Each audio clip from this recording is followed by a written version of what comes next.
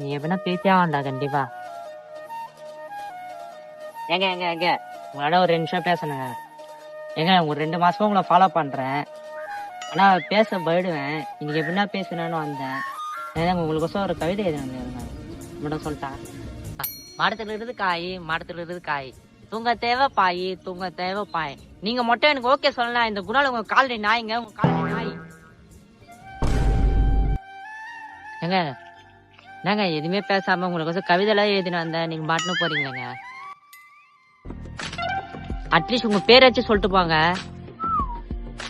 டேய் குமுதாடா. சனியோ